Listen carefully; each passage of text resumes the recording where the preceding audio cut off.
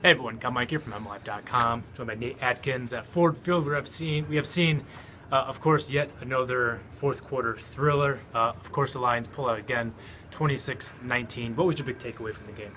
Oh man, just the unconventional way that they go about winning. I mean, they run 21 times for 14 yards. It's the fewest rushing yards they've had in 9 seasons against a team that came in ranked 29th against the run. And that's every measure that you look at. They should have lost this game, and they just find some way to win. And today, it's running Eric Ebron 1 yard away for a jet sweep touchdown, just like the Vikings did to them a few weeks ago, and they just find some way to bounce back every time things seem like they're not going their way. In some ways, the unconventional is almost conventional for this team. We've seen it so many times now. 10 straight games now. We've seen 7-point games. It's the first time in NFL history. This has never happened. This number of close games in a row, and the Lions have won. They're 6-4. They're not just playing close games. They're winning close games. You have to really like the resolve in the fourth quarter. I was so impressed, Nate, with what I saw from an offense that struggled for 3 quarters, the better part of 3 quarters. And they go out there and Stafford fires a 61-yard pass to Eric Ebron. Ebron's left all alone, gets behind the defense, gets to the goal line. You mentioned the goal line play. It's a play we saw actually against Minnesota. Minnesota ran it and scored a touchdown against the Lions with it. But apparently they've had the play in the playbook for a while now. They scored the touchdown. It's a play they had not run before. And then you get the ball back after a 3 and out, 15 plays, 60 yards. Damn near 8 minutes of clock you chew. The Jaguars gave up the ball with about 8:20 or 8:15 left in the game, and didn't get it back until 22 seconds remain. And so you just have to like the Lions' ability to close out games, even if it wasn't a last-second pass from Stafford. It was controlling the clock and keeping the Jaguars off the field. Just a lot to like about the resolve of this team. Yeah, and that's the part that's stunning, is that for up until that drive in the fourth quarter, they had the worst time trying to stay on the field. They were consistently putting a really good defense in tough situations, and then when they absolutely had to control it, when they finally got the chance to control lead late, that's what they did. Even though they didn't have a running game, Matthew Stafford, as he's done all season long, finds a way to sort of manufacture a drive to stay on the field and get this thing done. I think there's a lot to like in this game, but sticking with the run game, which you just mentioned, there's a lot to be concerned about there. I think going forward, and to be a consistent team, I think you need a running game, certainly more than what the Lions had today. 21 carries for 14 yards. That's a healthy 0.7 yards per carry average. It's not going to get it done.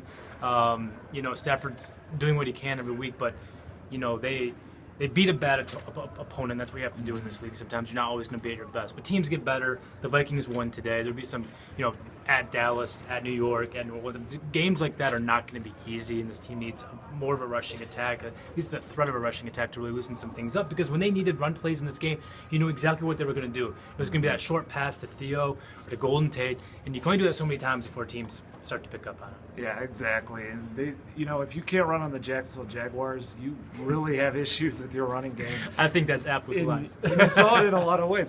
They're not run blocking very well. Theo looked like he just, he had the hand injury. He came in with a little bit of an issue with his ankle, still trying to rest that up. He's not an every down guy as it is, and so you're just trying to think, how are they going to really manufacture this? Are they going to keep trying to, is it Golden Tate around the edge? How are they going to get a running game that's going to work against a good opponent if it couldn't work today? So I think they're really excited with this win, but you can also obviously be concerned about some things as you go down the stretch here.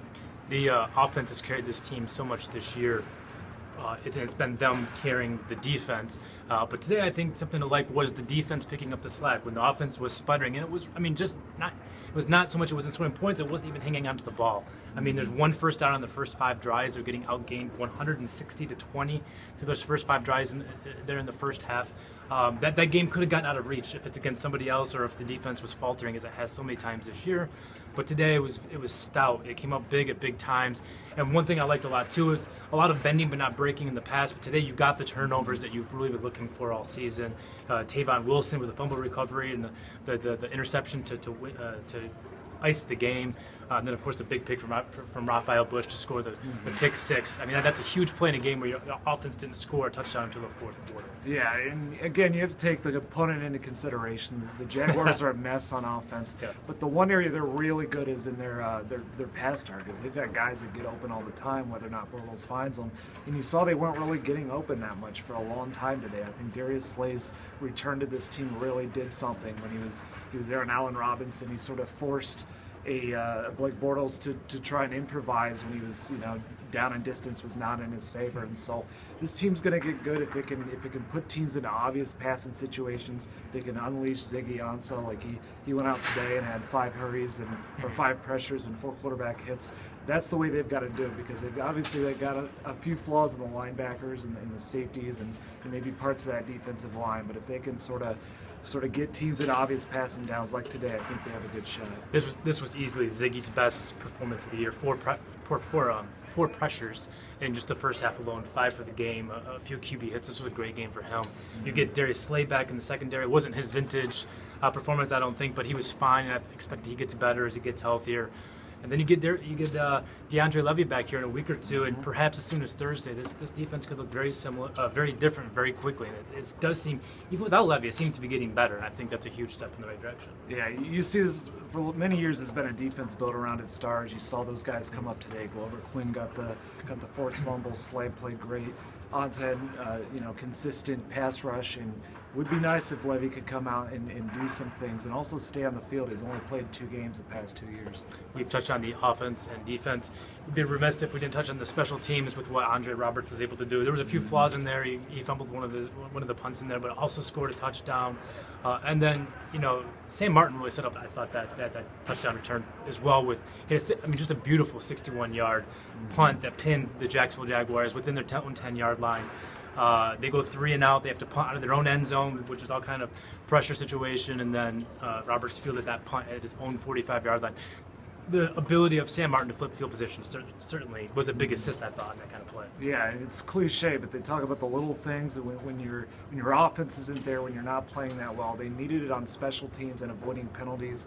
And they did have a few miscues. They missed an extra point too, but the big plays, they got contributions outside of their offense, and it was able to hold them in until their offense was able to work it out. That's how teams make the playoffs when they're not playing that well. Certainly not pretty, but Lions winning without their offense, without Matthew Stafford at his best, and some miscues on offense, I think is certainly an encouraging situation, particularly going into the big showdown with the Vikings on Thursday on Thanksgiving. We will be there. We will be here for it. For now, for Nate Atkins, I am Kyle Meinke. We are MLive. Keep it right here.